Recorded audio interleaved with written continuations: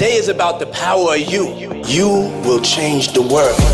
Welcome to Turning Point with Patrice Williams. We can be whatever we dream. Enhance the way you think about successful entrepreneurship, empowerment, and politics to live your best life. So the highest, truest expression of yourself. And now your host, the authentic, impactful influencer and coalition builder, Patrice Williams.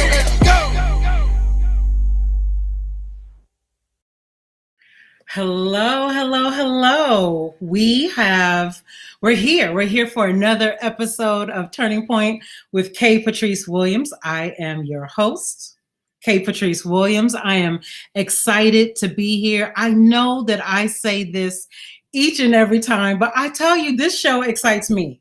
We have guests on that really bring a lot of great information to us here in Solano County. I know other Bay Area cities watch us and counties watch us too, but I want to make sure that we are a voice for Solano County. And today we are talking about, our topic is responding to and moving beyond COVID-19, a call to keep equity as our focus. And we have today Lisette Estrella-Henderson. Let me bring her on. Hello. Good morning, Patrice. So happy to be here. It's good to see you. We saw each other, well, we heard each other on Clubhouse a few weeks ago. True enough. And now I get to see you in person. I am thrilled to be here. Thank you so much for the invitation and the opportunity. Well, this is important. But before I start, I want to read your bio so that we make sure that the community knows, gets to know you as well as I do. Thank you. Lisette Estrella-Henderson has served as an educator in Solano County for over 36 years. Lisette grew up in a military family and was raised in Solano County after her father was stationed at Travis Air Force Base. She earned her Bachelor's of Arts degree from the University of California, Davis, and a Master's in Education from the California State University, Sacramento, with a focus on bilingual cross-cultural education. In addition to her California teaching credential, she also holds her bilingual specialist and administrative services credentials and is a certified leadership coach. In January 2017, she became the first Latina superintendent of schools in Solano County history, and only the second female to hold the position. She believes the quality of education is vital priority for every student, and a strong public education system is critical to the social fabric and economic vitality of our community. In her role as an educator and more recently as the county superintendent of schools, she has championed equity and cultural, responsive, and inclusive practices as foundational and essential to strive to prepare students to grow, learn, thrive, achieve lifelong success, regardless of their gender, ethnicity, primary language, social economic challenges, or approaches to learning. There we go. You have it. Thank you very much for that introduction. Thank you so much. Well, to everyone that is watching live, of course, we invite you to comment in our interactive chat. We are being streamed through to LinkedIn, Facebook, YouTube, and various Facebook channels, including Turning Point with Patrice Williams. So feel free to ask any questions, but let's jump into it. The first question is SCO, Solano County Office of Education. Mhm. What does SCO do? Well, I probably no day goes by when I don't get asked that question in some way, shape, or form. Excuse me. The California, the Solano County Office of Education is designed to be, and county offices across the state are designed to be intermediary agencies between the California Department of Education and school districts. There are 58 of us, 58 county offices of education, and in Solano, we serve approximately a little over 62,000 students, almost 63,000 students. And those are all of our public school students countywide. So what does the County Office of Education do? If we're not a school district, we're not a school, we're not the California Department of Education, what are we? We provide leadership and support in a variety of different areas. For educators, certainly professional development. For school districts, in differentiated assistance and targeted assistance, in curriculum and instruction, for English learner students, and a variety of other areas as well. Certainly foster youth, homeless students, and really looking at focusing on student achievement. And we bring together educators that are in job alikes, like all of the assistant superintendents, all of the directors in the very specific areas such as student services, such as curriculum and instruction, again, English learner students, foster youth, in order to look at data, problem solve, and then engage in dialogue that provides them supports for addressing student achievement in each of those areas. So certainly that's in curriculum and instruction, and I'm just beginning to scratch the surface. I will say that our priority is having an equity lens in everything that we do, whether it be in this differentiated assistance, whether it be in resource allocation, whether it be in prevention and early intervention, certainly early childhood education and early learning supports. Having an equity lens is critically important. So that's the curriculum and instruction arena. We also have an oversight responsibility to ensure that our school districts are managing resources appropriately and are maintaining a fiscally solvent organization. That's one of our oversight responsibilities. We also have oversight in terms of ensuring that students have the appropriate instructional materials, that they have safe and secure facilities in which to learn that are not urgent and emergency, ensuring that the teachers are appropriately credentialed in the classrooms in which they are placed. So there are a number of areas that we have oversight, and that's the Williams lawsuit settlement. That was very specific around curriculum and instruction, facilities, ensuring that our school districts have up-to-date school accountability report cards and credentialing. Another area in which we address student need, obviously, is in youth development. And we really focus on providing those programs that are county-wide rather than specific to any one school district. So in youth development, for example, we host the Solano Youth Coalition, the Academic Decathlon, the Spelling Bee, the Solano County Art Fair. That's in the arena of youth development. We also are the instructional program for students who have either been expelled or are in the juvenile justice system.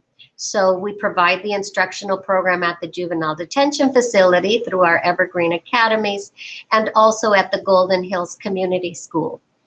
In the arena of special education, we also are a regional provider of services for those students in our school districts who have moderate to severe challenges, whether they be cognitive challenges, they may be deaf and hard of hearing, they may be our blind students, they may have severe autism.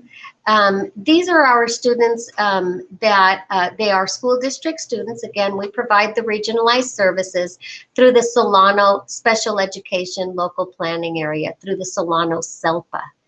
And so we serve students on behalf of the school districts in those arenas. Sometimes folks ask me, around special ed, our school districts, yes, provide special ed education services as well to those students in the mild to moderate range.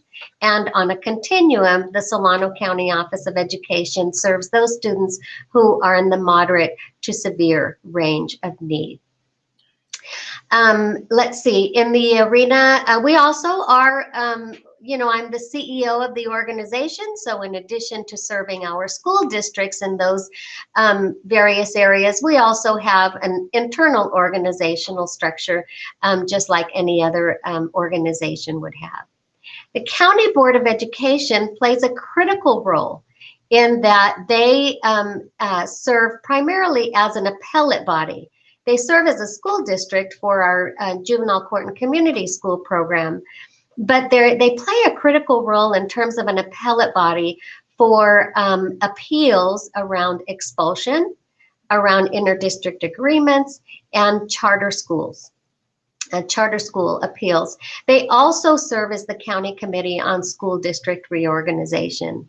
And they are the champions and advocates alongside the County Office of Education in terms of advocating on behalf of our young people countywide. Mm-hmm. That's a very broad stroke. But that's a lot. It's a question that I often receive. What do you guys do anyway?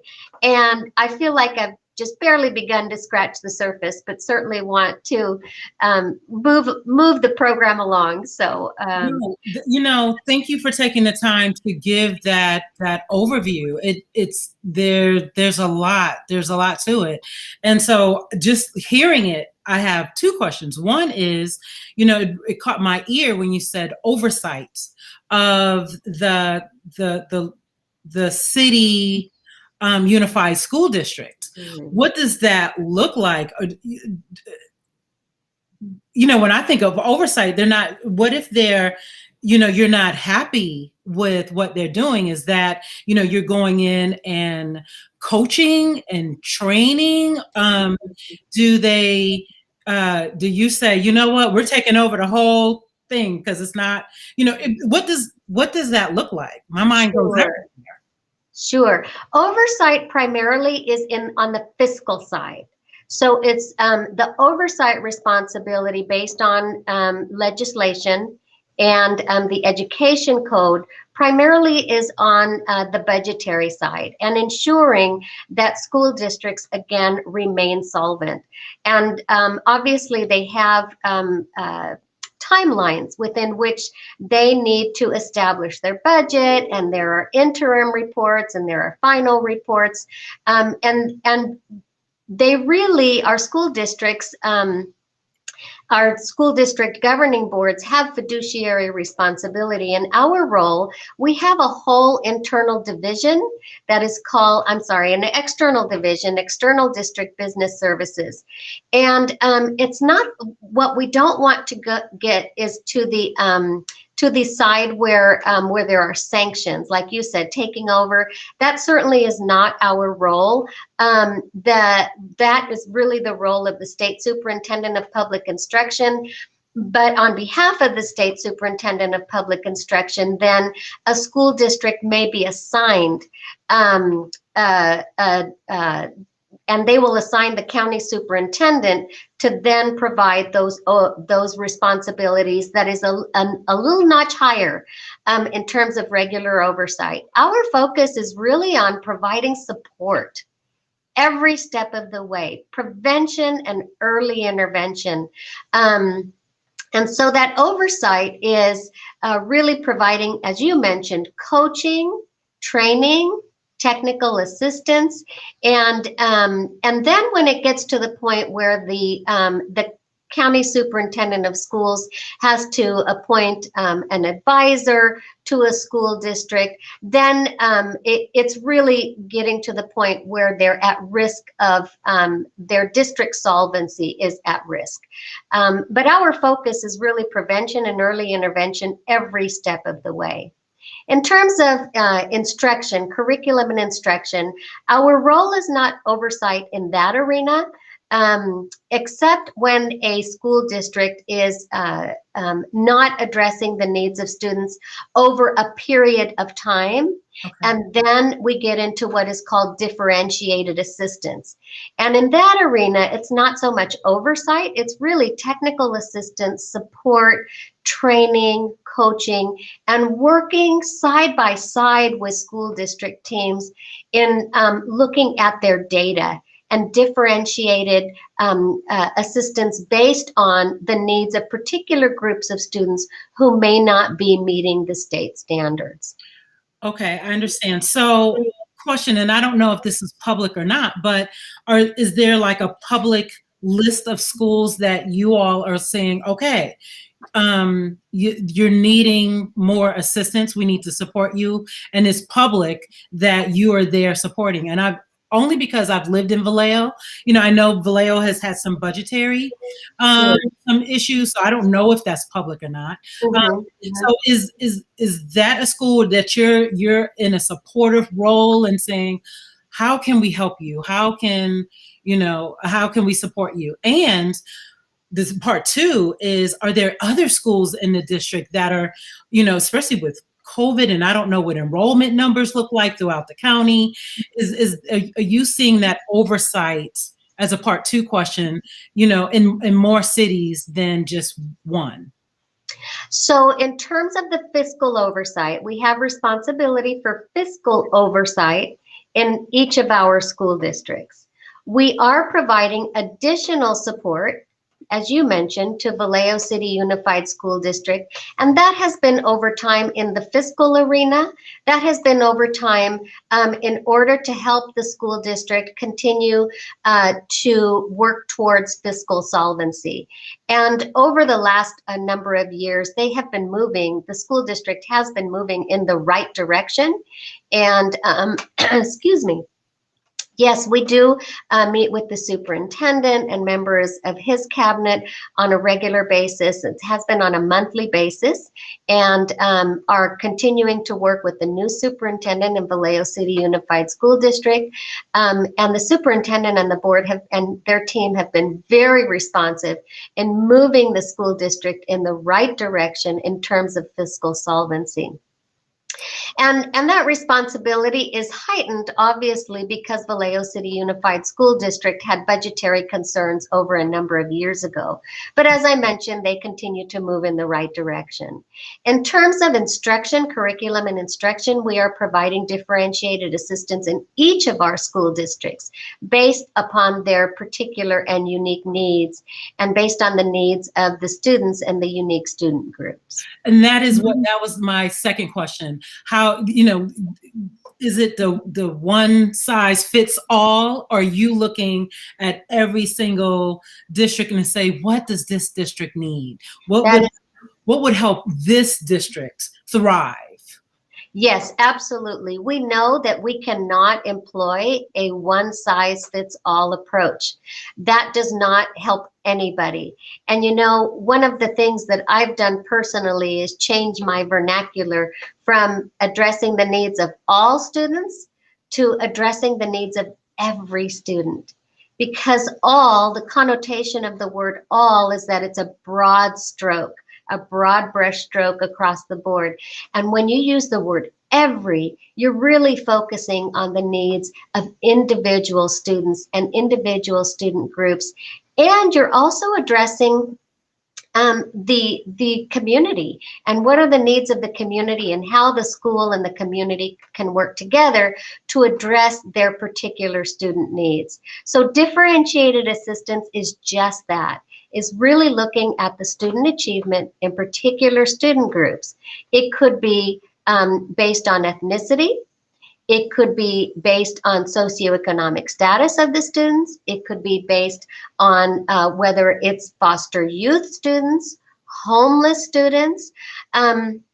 So we really drill down, and at the core of the differentiated assistance that we provide in the area of curriculum and instruction is data, is really looking at a data-driven process approach and addressing the needs of students by trying things. If something isn't working, then let's not keep doing the same thing over and over again and expect different results, but really focusing on strategically targeting approaches to student learning and looking at the data, reviewing the data, and if we need to pivot, we pivot. If it's working and we're going in the right direction, then we continue to move in the right direction. So I really appreciate that data-driven, and you're queuing us up for our next segment that I'm really excited about. But also when I think of data, and then I think of all of the superintendents in the county, along with SCO, meeting and collaborating and talking and being innovative, because there may be a program in Fairfield Unified School District. And it was interesting because I've touched both, because I lived and had a child in Vallejo Unified School District, then moved to Cordelia for his senior year. So then was involved, and it was just like, oh, this is so interesting how there's unique pieces to each. And I'm like, boy, so when I heard that you all collaborate and talk and roundtable, that really made me feel encouraged that these great ideas and innovative approaches that one unified school district may be having in our county, they hear about it and adopt it in others. But you also mentioned the trustees, and I didn't want to gloss over that before we get to our next segment, because we've got some really wonderful trustees. And I just know a handful of them, so I'm just going to name a few, and then I want you to fill in where I'm missing. But Dana Dean, I think is chairwoman of the board, Michelle Coleman, Elise Cheek, Peggy Cohen-Thompson, and I'm missing two. Yes, Amy Sharp, Trustee Amy Sharp is our vice chair. We also have Trustee Teresa Lavelle and Trustee Amy Dunn, and they are amazing advocates for the young people across our entire community. Yes, they play a critical role. I just realized you don't have any men. No, we have an all-female board. That hasn't always been the case. Well, we need some diversity there. we have ethnic and diversity. We haven't always been an all-female board, however. That is just a very recent iteration. And it can be seen both ways. We actually are very proud that the board is led by women. Yeah, well, it makes me smile, but then in the other part says, we need some balance. Good point. Good point. Yeah. So, okay. So you queued us up perfectly for our next segment. And we spoke last year or the year before. I don't remember. It's all kind of blending together. You led a conference in the SCO office almost 2 years ago, a year and a half ago. And it was pretty amazing to be in this room, because you in the room was, well, first of all, the focus was education. And then in this room, you had every single elected, not every single, but most of the elected officials from every city, from every county, from the states. They were all in the room, and they were all there to talk and to listen to this conference surrounding education. Like one mission, one purpose. Then it was community leaders there. And then there's some of us that just got forgotten, got snuck in a room. I snuck in a room. I was like, oh shit, they just forgot to invite me. So I'm just going. You were in the right place at the right time. So that was good. And knowing that too, I was like, oh, there's a lot of people. Now as I'm thinking about it, I was glad to be there and was amazed of the people there. But I was like, oh, there could be so many more people in there too. So I don't know. I want you to do this again on a virtual platform and have double the amount of people there, because when we're all there for education, there's a power in that. It was amazing. And so we were talking about it and I was telling you how amazing it was and that the data blew me away. So you gave us this data and then we were able to see the breakdown of, and you're about to walk us through this data.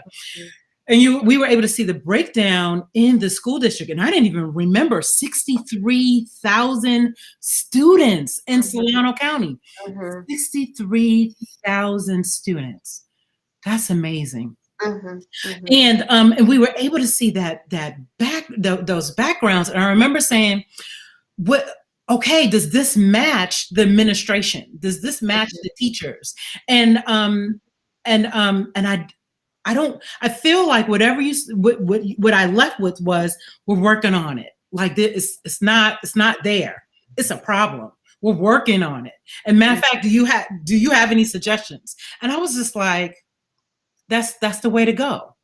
You know, those are community problems that we all need to know about and we need to get in front of. But would you show us the data? Sure. Let's see. Am I able to? No, it's me. I have to do my job. Okay. I can make it a little bit bigger. So I know this is small on the screen, but let's see. Here we go. So, and I think, oh, there we go. There we go. I'm learning new things. So Very good. this is our 2019-2020 student enrollment data, and this was what we call as of CBES, which is the California Basic Educational Student System, and this is the system that we turn in our enrollment numbers to every October to the California Department of Education. And so you can see a little bit about the demographic breakdown in each of our school districts by diversity.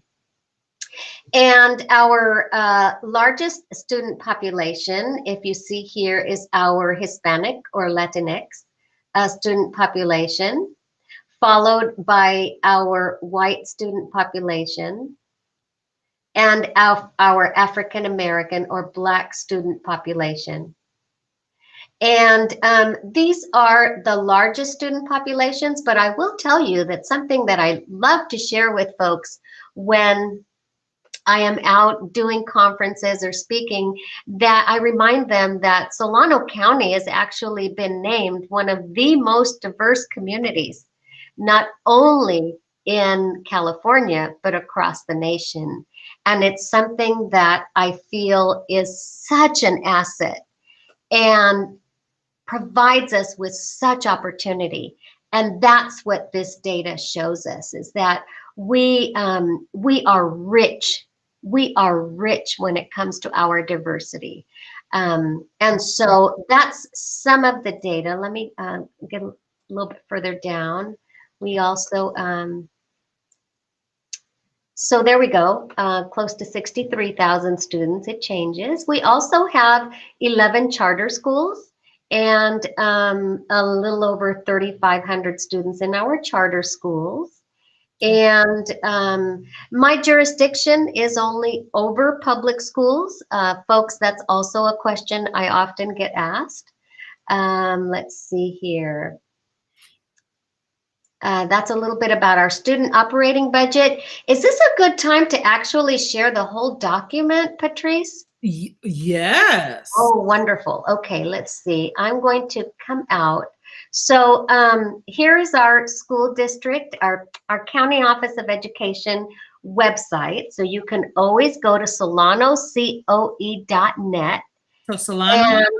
Solanocoe.net. COE.net. Okay.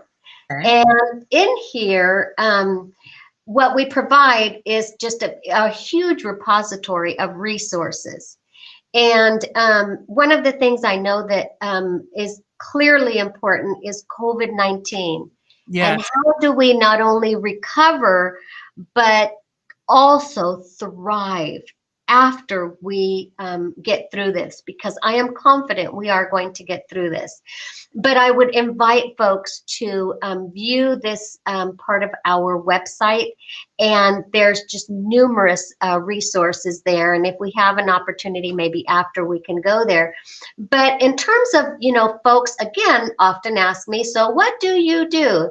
And this is where you find a year in review for the last couple of years. But let me go here. Oh, that's the frequently asked questions of COVID. So we can certainly go there, but I want to, oh, here we go. Go to this document. Oh, and then you opened up the screen. That Okay. it was kind of to the bottom. Yep. Right here. Okay. So I'll scroll back. Our year in review, something we're so proud of. Okay, so here's our most recent year in review. And for those viewers and listeners who would like to know more about SCO, you can certainly go to our website. But this is a great synopsis of some of the things that we were able to accomplish, just some of the big kind of overview. Again, a little bit about what we do, how we transition to virtual learning in a very short amount of time. And as I mentioned when we first started, having that equity lens and inclusion lens in everything that we do is critically important. And so you'll notice that that was also our focus when we had to switch to virtual learning. Right. Lisette, are our students thriving through virtual learning, or are they struggling? We have, how do I express this? We have a gap in the way students are getting through virtual learning. There are some students that are thriving, and we know that there are others that are struggling. And our priority across the county, our administrators working with their bargaining units and their teams and their parents and their boards, is really focused on getting kids back onto our school campuses, because we know that there are groups of students who are struggling, and in particular with their social, emotional, and mental well-being. And we've got to find ways to safely get our kids back onto our school campuses, where they can be with their wonderful educators who care about them so deeply. And there are gaps. There are absolutely gaps. And no, not every student is thriving. Are you also seeing that there are, we mentioned unsheltered children? Yes. Unsheltered families. I don't know, what are they doing? What are these families doing to keep their children, catch them up when we have families that are dealing with where to live, how to feed, how these families are feeding their children. I don't know if internet connections is an issue. Are we, are you needing to work hand in hand with Solano County? I mean, what do you, it's got to go together in my mind. Absolutely. All really good questions. And, I often say that schools can't do it all. Our county support agencies can't do it all. Our businesses, our community-based organizations can't do it all.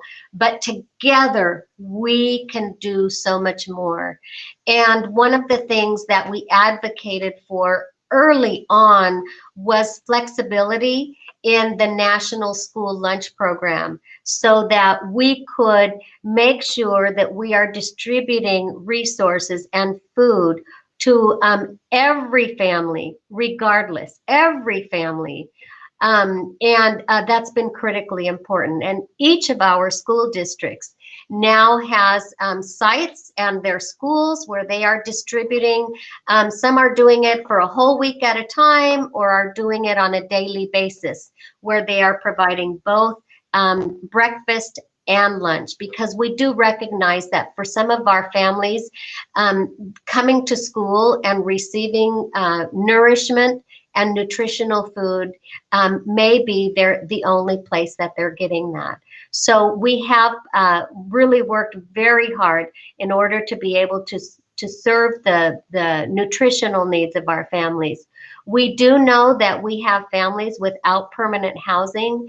We do know that we have foster youth, we have English learner students that may not have had internet capability. And so early on, all of our school districts really launched to make sure that they provided our every student with devices and also with MiFis to ensure that they would have internet connectability. And it's critically important for our school districts to be working with our family resource agencies and our social services organizations and our community-based organizations.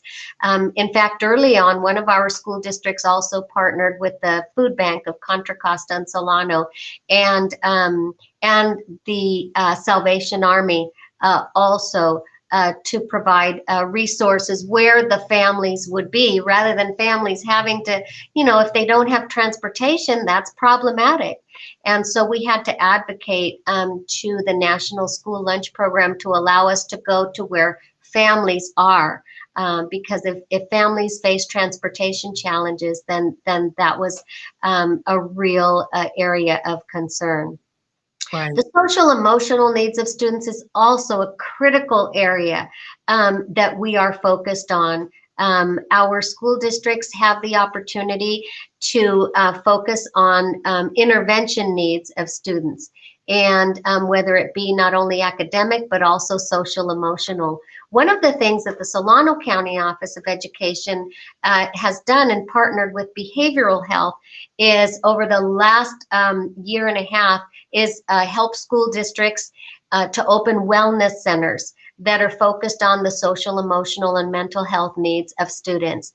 And we have continued to provide virtual sessions for students that are accessible. And our school districts are also really looking at how they provide those virtual, that telehealth, so to speak, because the social emotional needs of our students is critically important, and we are extremely concerned about right now. Right. And thank you, because I see you're looking at the chat, so let me bring it up and then we'll jump back into the presentation. But Gian is really sending over some great questions. I saw that you were answering Gian's question about virtual psychosocial support for families, that wellness center, it being virtual. So thank you for that. Before that, we were talking about our unsheltered children, and Gian asked a really great question about, how are these children being tracked, and I bet the second part of that question, and supported. Yes, so we do track our students without permanent housing, and each of our school districts, as does the County Office of Education, have homeless liaisons. And those individuals are specifically trained to identify students because they are often hidden, right? They may be families that are couch surfing. They may be families that are multiple families housed under one shelter, and all of those families qualify for support. One of the challenges to that, and I don't know how to tackle this. One of the challenges to identifying families is the stigma attached to being considered without permanent housing or homeless. And the only way that we have the opportunity to identify students is by self-identification. So at the time of enrollment or when students change school districts, that is part of the enrollment process, and asking families, are you in need of shelter? Are you homeless? Are you in a situation where you are living multiple families? And I really want to be able to find ways to tackle the stigma attached to that, because some families may be in need, but they aren't willing to self-identify. And to help families understand that if we understand their situation, we can bring resources of support to bear for them. Right. And are you able to track the same way, being in this virtual environment and it's tough. Families? Yeah. I'm not going to lie. It is tough. It is really hard. And obviously taking all of the precautions in order to go out to where families are is certainly something that we really need to focus on. But it's way more difficult in this virtual environment. Right, right. And I see a question, but I think you answered it, about hotspots being subsidized for families. So those, did you say me spots? Wi-Fi's or MiFi's, yes, MiFi's. are provided by the school district. The school district received resources early on from the legislature allocated resources, and the California Department of Education allocated resources for school districts to be able to provide the technology, and obviously then the MiFi or Wi-Fi supports, yes. Right. And from what I know some people that were kind of overseeing the Vallejo process, and it really seemed like a really wonderful process that also included technical support, virtual technical support too. It just really seemed like it went really well. Absolutely, absolutely. And it's really focused on all of us coming together. Again, you know, the schools, we can provide support, and community-based organizations and health and social services, excuse me. But together we can accomplish so much more. And if nothing else, this horrible pandemic has certainly shown us that together we can accomplish a lot rather than working in isolation of each other. Mm-hmm. I smiled when I saw this comment from Cassandra James when we were talking about we have a full woman-powered board, and she gave us a quote from Ruth Bader Ginsburg. When I'm sometimes asked when there will be enough women on the Supreme Court, and I say when there are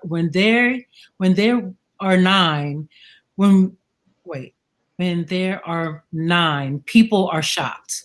But when there'll be 9 men, nobody's ever raised a question about that. That's right. That's right. So true. And, you know, when you mentioned earlier only the second woman and the first Latina elected to the county superintendency in Solano's history, I'm talking about 1850. Mm-hmm. 1850. And that really puts it into perspective. That's terrible. Yeah. That's terrible. But that's why I'm so proud of our all-female elected official women on the County Board of Education. Mm-hmm. Me too. Me too.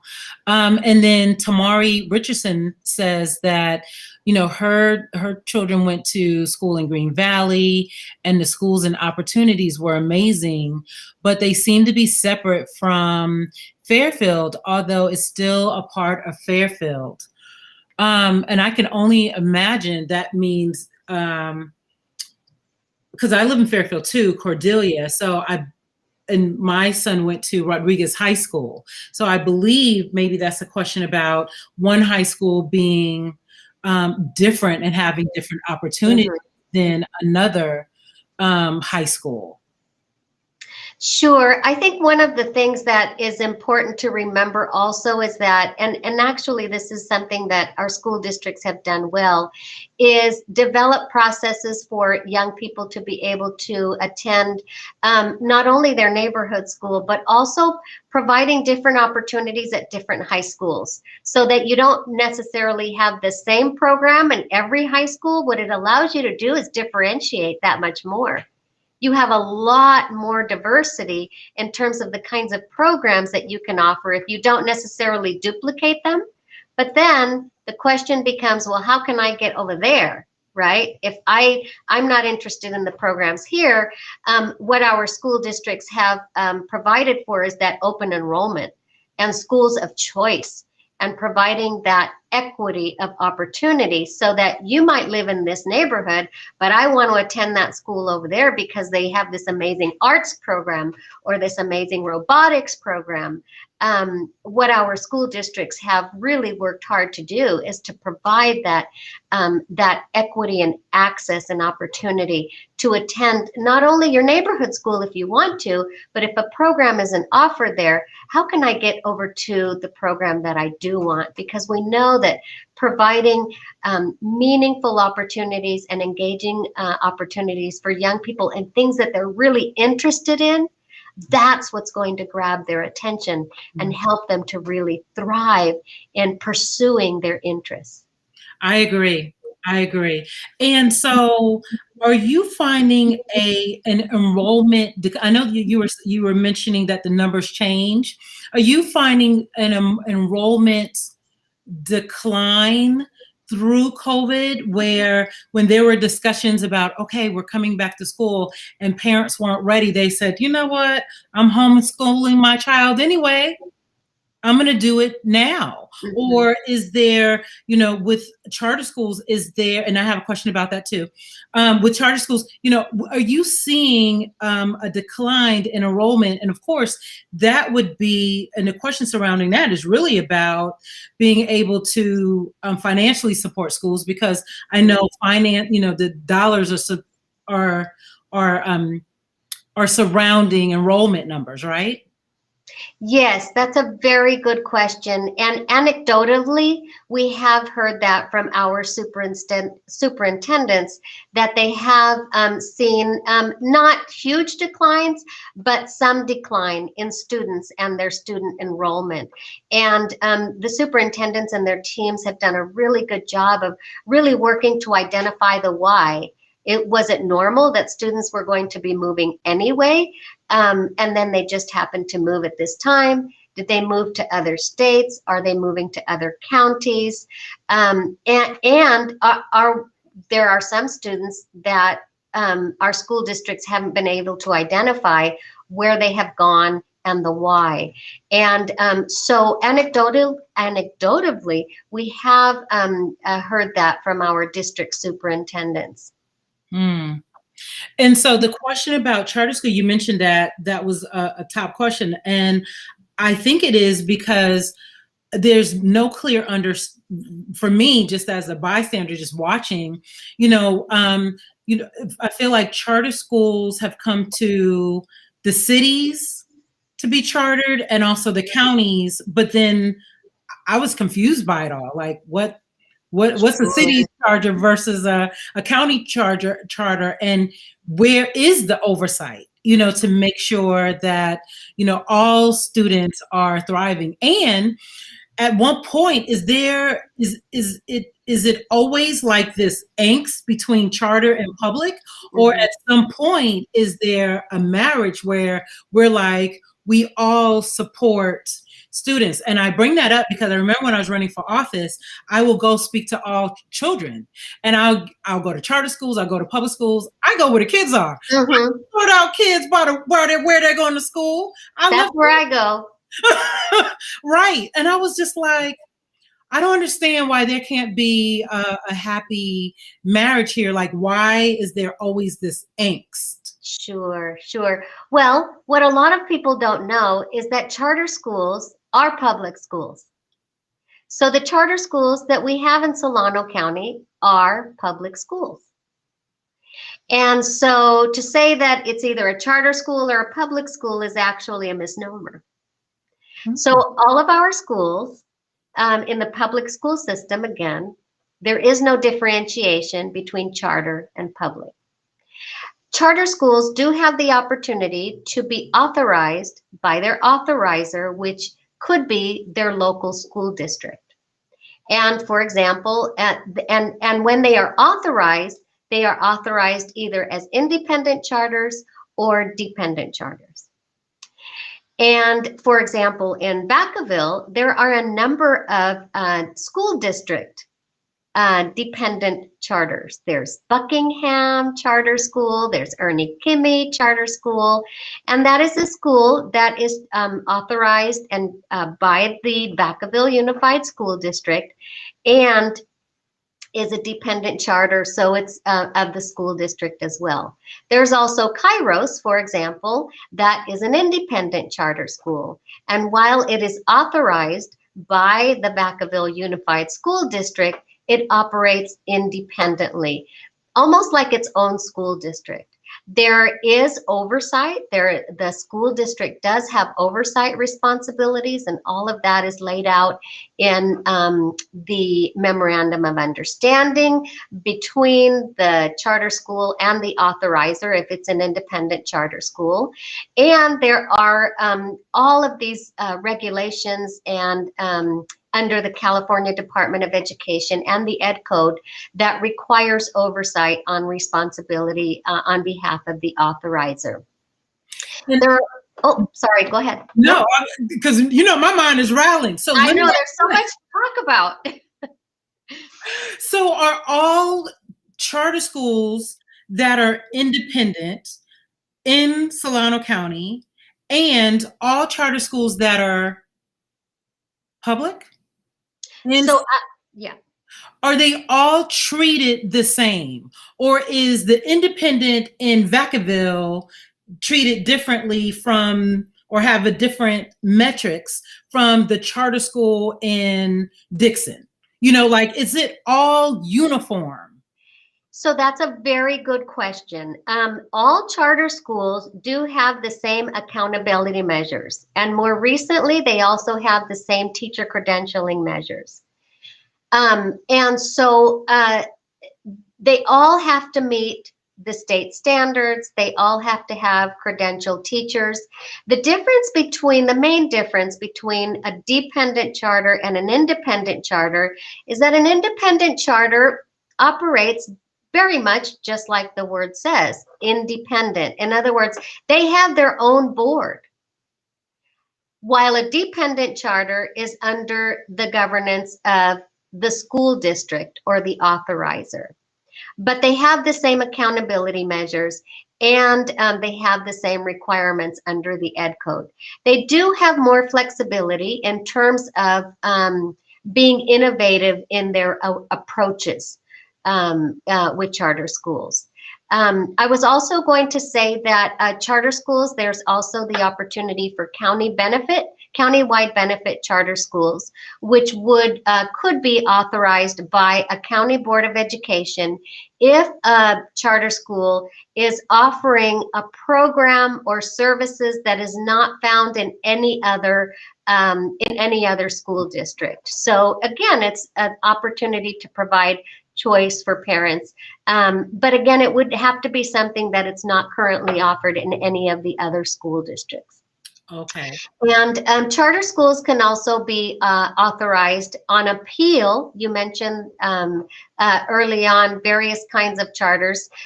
If a school district turns down the application for a charter school to be authorized in its local school district, then the charter school has the opportunity to come to the county board of education in its appeal as an appellate board responsibility and hear the whole process and whether or not the charter school then could in fact be authorized.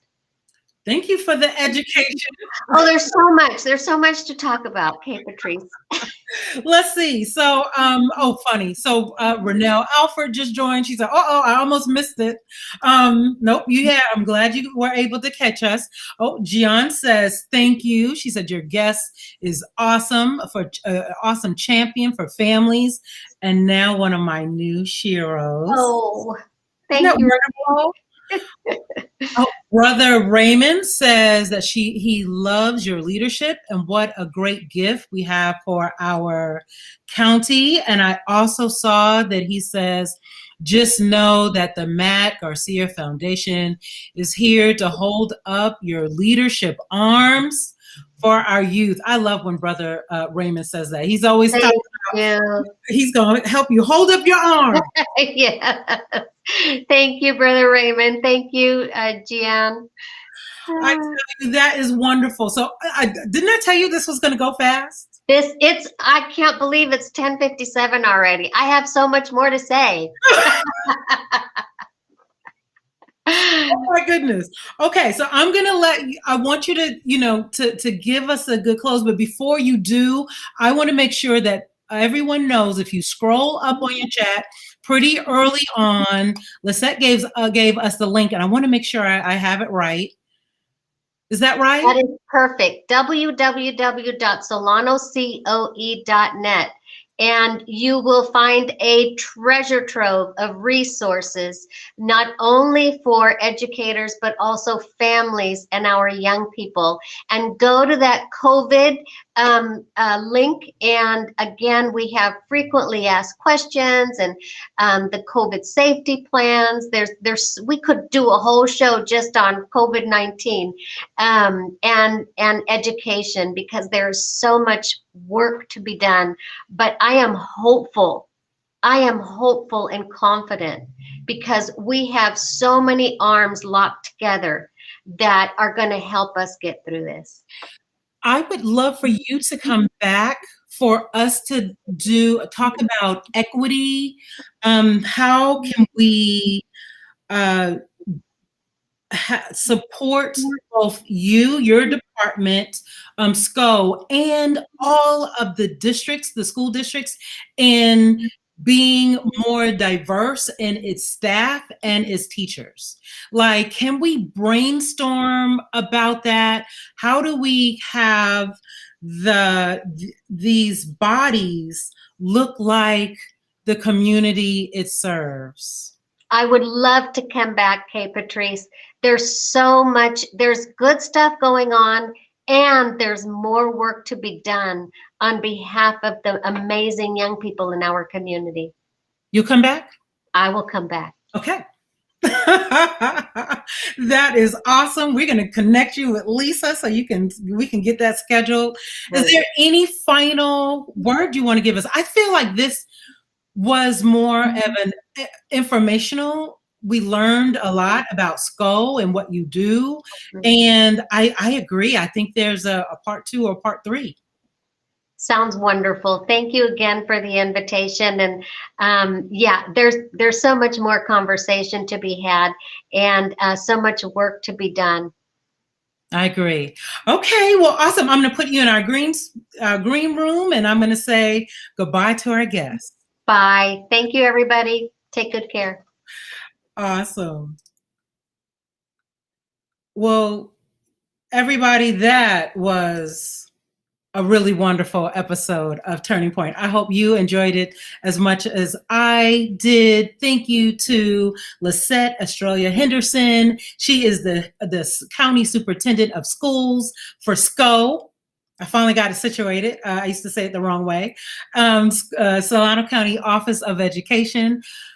So again, welcome to Turning Point with Kay Patrice Williams. We love anchoring our news for Solano County. If you have news information to share, I want you to contact us at Turning Point, www.turningpointwithkpatrice.com, or go to our Facebook page and connect with us to become a guest on our show. With that, have a great day. We are going to close you out with an outro. Take care. Thank you for listening to another episode of Turning Point with K. Patrice Williams. Something better is always possible if you're willing to work for it and fight for it. Don't forget to subscribe, like, and leave a comment. And never miss a podcast or live stream by visiting our website, imkpatrice.com, or connecting through social media at IamKPatrice on all platforms.